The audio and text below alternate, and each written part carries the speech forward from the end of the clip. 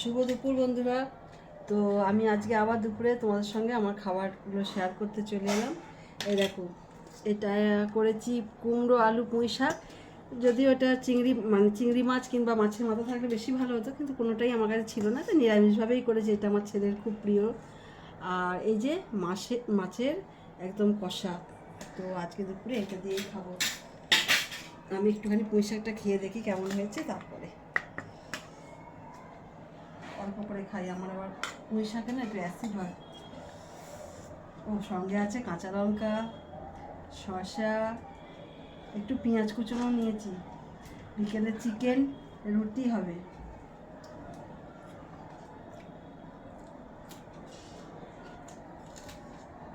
দারুণ হয়েছে। একটু মাছটা খেয়ে দেখাই।